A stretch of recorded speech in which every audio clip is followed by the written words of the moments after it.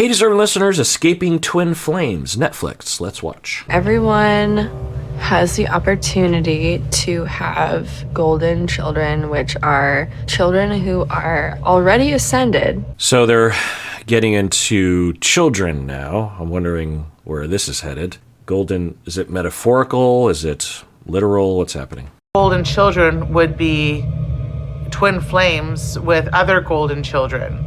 The couples who could not physically produce a child together would have the option to potentially utilize another group member. This is going a little too fast for me to comprehend or keep up with. So golden children will be twin flames with another golden child, meaning that the children of these twin flames will be twin flames of each other, meaning that the offspring of this cult will marry each other. Not uncommon. It's weird. I mean, you just think that in today's age, even a cult leader wouldn't go this far. You hear stuff about the way things were 50 years ago, 500 years ago, and you think, well, I mean, they didn't have the internet. What are they going to do? In today's world, it's just so... I don't know where this is headed, though, so maybe this is just... And then they talk about how if you can't have kids, then there's going to be surrogacy and sperm donorship. So, okay, I mean, nothing wrong with that, as long as everything's... Well, right, so if you are coercing someone to become a surrogate or a sperm donor, then, wow, I don't know if I've ever heard that. Well, we've certainly heard that, but I can't think of any examples, but cults will coerce the members to have children, right? I mean, even you could argue IBLP, the Duggars situation, at least ran the risk of that. At first, it seemed like people were able to choose who their sperm donor was. But then Jeff shut that down and said, no, only he's going to make that decision. And please don't tell me that it's him. Of course it's got to be him. Don't tell me that it's him. Ick. That's scary as hell. It felt like they were trying to almost like produce their own like breed of human is kind of how I felt. And so I felt that if they were to have this happen where group members are just procreating together just to populate, they were going to have a lot of control in those children's lives. Yeah, I don't know why I keep giving Jeff and Shalia the benefit of the doubt that they're not completely off their rocker. But why do I... Because if you told me a story about a cult from 100 years ago, I'd be like, yeah, well, you know, cults, what are you going to do? But in 2020, this is happening just a few years ago, you have not only a cult leader that would even do such a thing in the United States, but you have followers. And it just... I mean, I guess you cast a wide enough net, you're going to catch some people that are open at least to the beginning of the love bombing, open to the beginning of the indoctrination and the brainwashing. And then once you're open to the beginning, then it's not hard to at least find a group of people that will, you know, continue with you to become coerced into thinking certain things and doing certain things.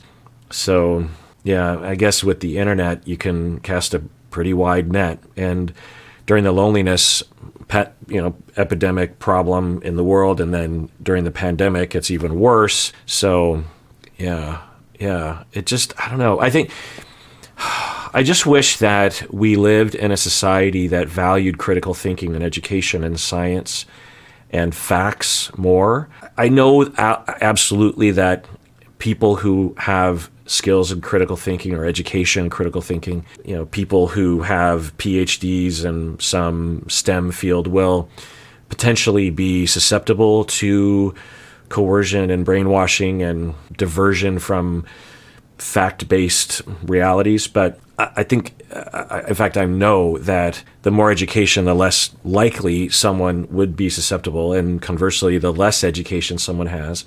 And also, the more they have already been indoctrinated into an anti-science way of thinking, then they absolutely have a higher risk of being gullible and susceptible to this. Because, you know, there's whole groups of people, especially when you look in corners of the internet and on Facebook and whatnot, that are regularly, daily, if not hourly, participating in conversations in which they are against simple, factual, scientific things like the benefits of vaccines in general. I mean, never mind like individual vaccines, which we could talk about the data regarding that, but just vaccines across the board are evil, and chips, microchips, or they kill you and they're suppressing the data, or it's just a way to cause everyone to get sick. So of course, so once you have that brainwashing and that indoctrination, then all bets are off. Someone could come along and say, look, I know that everything you've learned about vaccines and medical science, it has been wrong. You've already been brainwashed by a whole other group of people. Well, it's not much of a stretch for me to convince you that the rest of everything that you've ever heard from your family, from school, from most of the internet, from your politicians, from the so-called experts, it's not much of a stretch to say that, the rest of it is all hogwash, not only just hogwash, but is the Illuminati or the deep state or Soros or whatever the fuck, So is that a factor? I don't know. I mean, that's one route, but there's other routes that I could see people getting to this place. Certain religions. I grew up in a Christian church that valued science. There was an acknowledgement of archaeology and biology and geology and astronomy and astrophysics. I mean, it was understood that they understood the age of the universe and how we evolved, and God was a part of that. God created the universe and the Big Bang, So this notion that somehow, anyway, so and then you see people suffering because of it. You think, well, what's the big deal? Someone believes in some wackadoo energy, alternative medicine nonsense, like whatever. I mean, it's, knock your heart out. What's that? I'm terrible with idioms. Knock yourself out. That's it. Knock yourself out. Eat your heart out. What am I thinking of? Knock yourself out with that stuff. Such a weird phrase, but go for it. Have at it. What's the big deal? But to go there means you have to discard experts, your own physician, science, what experts will say, what university, top tier research university experts will say, and then once that Rubicon has been crossed, then you're completely open to being convinced of whatever bullshittery someone like Jeff, because we all understand that Jeff and Shalia are not the last ones. In fact, I think they're still in operation even after these documentaries came out. So I'm worried for people, the millions upon, if not billions, of people who are being brainwashed and harmed, and will be brainwashed and harmed, and their children will be brainwashed and harmed. When there's another way, if we just had a different system, sure, there's always going to be a percentage, but we have a really high percentage of people that, I don't know, let me just Google something. Well, I don't want to. It'll depress me. You'll poll Americans and you'll ask questions like, well, I'll just do that. Okay, percentage of Americans who reject vaccines in general. Like, forget about individual vaccines. They just like, nope. Across the board, thousands of vaccines involving billions of people who have already taken it. And let's see, according to one study, 21% of U.S. adults have said no to vaccines altogether, like just any vaccine, apparently. Okay, whatever. But, and some of you might be in that category. And what I would encourage you to do for your sake, not for mine, I don't give a crap. Like, I don't have any stock in vaccines. It's nothing. Well, it is kind of something to me, because when vaccines are adhered to and other precautions, then there's less likelihood of transmission of, and don't take it from me. I'm not a biologist. I'm not a physician. Take it from the experts. 99+% of experts agree on the consensus. Yes, there are some quacks or contrarians that you can find who have credentials, but when you look at the entirety of those who live and breathe this kind of science, like my physician and every physician I've ever had and every dentist I've ever had and every medical professional I've ever worked with agrees that the benefits in general of vaccines far outweigh the risks and far outweigh the risks of just not having been vaccinated. Anyway, so, and, we can talk about individual data and, there's different risks, blah, blah, blah. But, and that's just one fact. You survey all, I don't know. I'm not frustrated for myself because I at least believe that I have access to the data and the experts, and I know how to figure out what to do given different situations, Like when the COVID vaccine came out, I, wasn't excited about injecting this brand new substance that had been tested had been tested on some people, but not a lot. I wasn't like, yay! So, but I did look into the science. I did talk to experts. I did look at the research. I had to learn a lot about that kind of thing as a layperson in biology. But point is that it's not really much to me. I feel I have compassion for human beings, and I'm watching human beings suffering. And these are just the tiniest percentage of the human beings who are suffering at the hands of powerful, charismatic, anti-science individuals.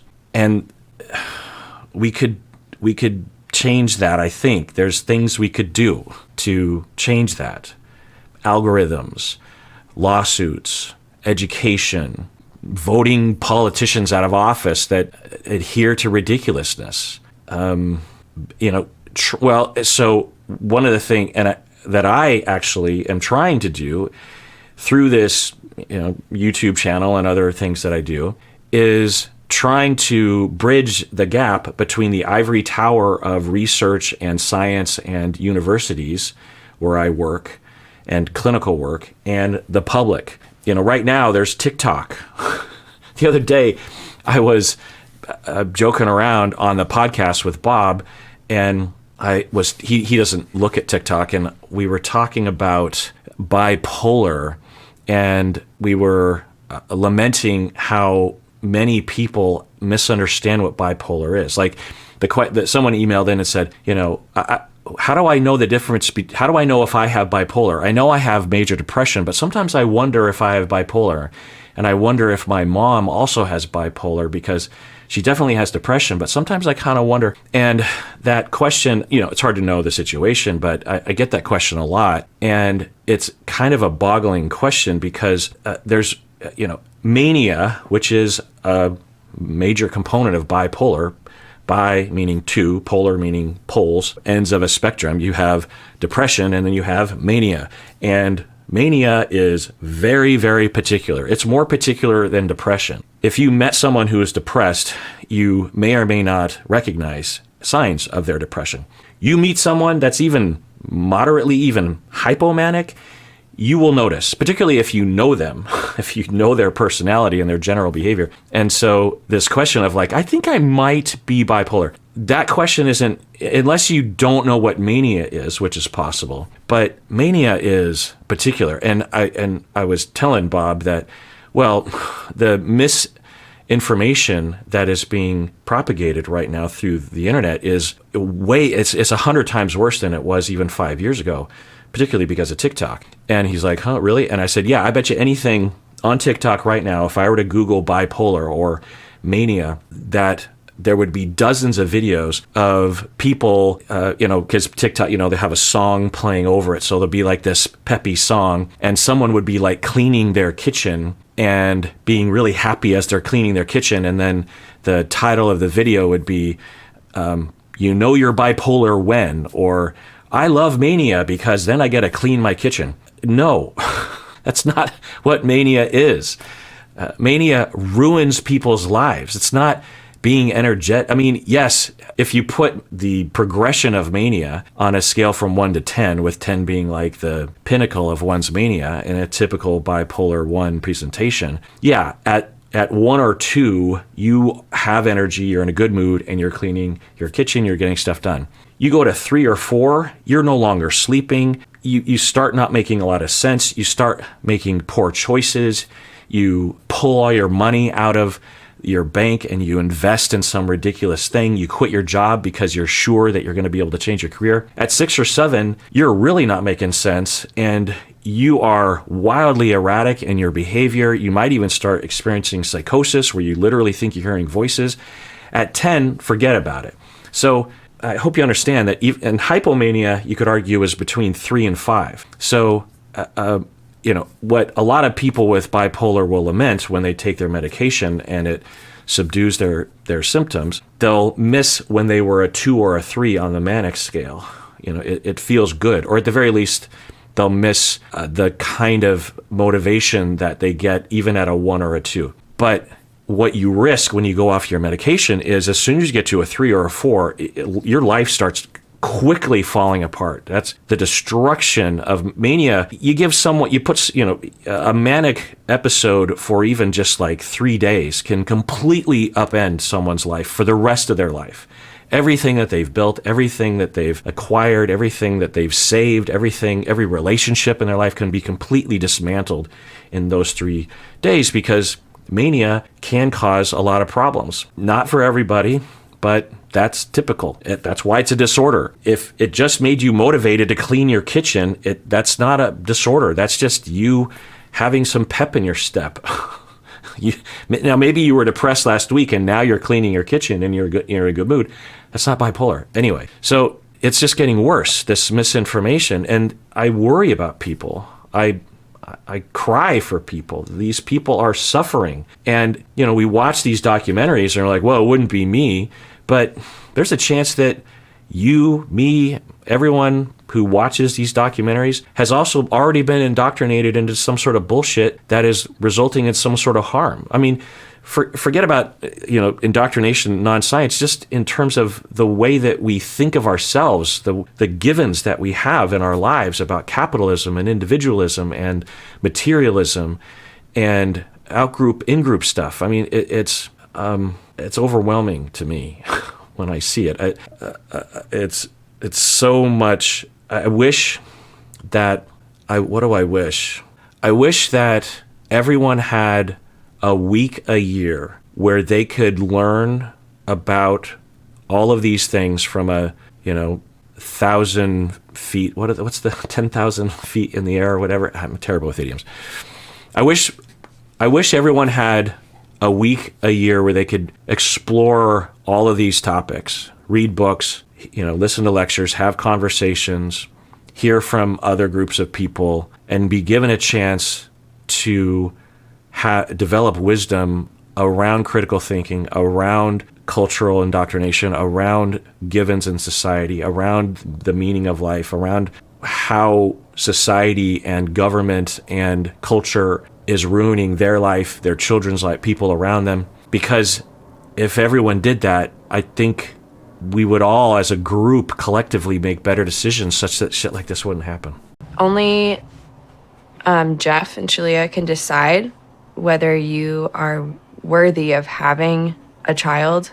The main criteria is that you've reached a certain level of income. You had to make a combined income of at least $10,000 for that month. Wow. Yeah. When I first started watching this documentary, I thought that it would be sort of cult light, diet cult, if you will.